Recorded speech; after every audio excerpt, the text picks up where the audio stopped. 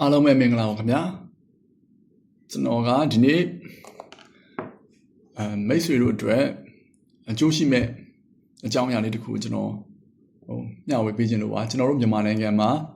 ကျွန်တော်တို့အသက်30ကျော်သွားပြီဆိုလို့ရှိရင်အသက်ကြီးပါပြီငါအသက်ကြီးပါပြီငါတင်ငိမ်မှရတော့မယ်ငါအသက်ရွယ်နဲ့ဒါကြီးလုံးလို့မသင့်တော်ပါဘူးကွာဆိုပြီးတော့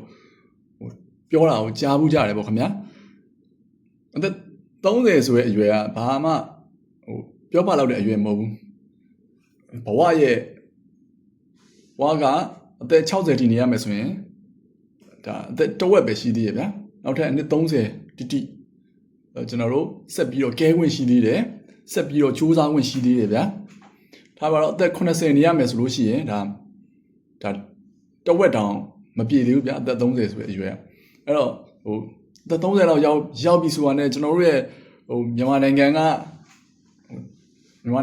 သားတွေကဗျာငါအသက်ကြီးပါပြီငါလှုပ်လို့မဖြစ်တော့ပါဘူးဒါလူငယ်တွေပဲလှုပ်ရမယ်အလုပ်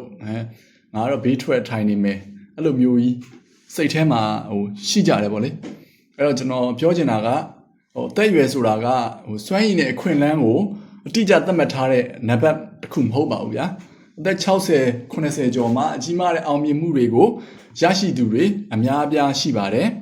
အဲ့ဒါတွေကိုဥပမာပြောရရင်ကိုလန်ဆမ်ဒါဆိုတဲ့ KFC ရဲ့ဖခင်ကြီးဟာအသက်65နှစ်မှ KFC ကိုစတင်တည်ထောင်ခဲ့ပါတယ်။လူဝစ်ပါစတာဆိုတဲ့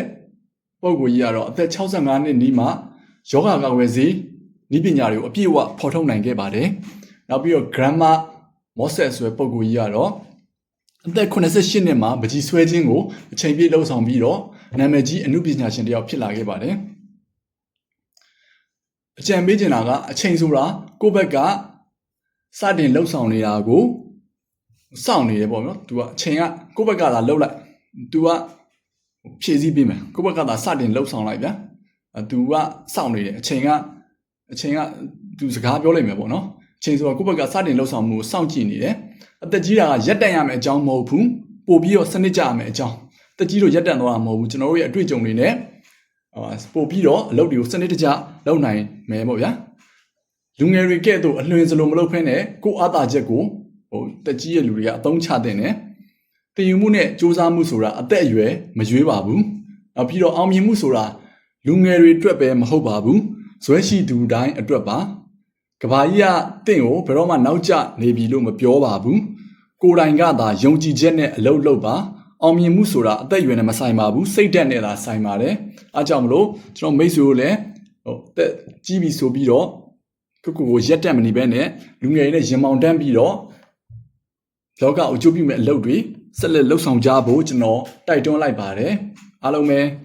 ကျမ်းမာချမ်းသာကြပါစေခင်ဗျာ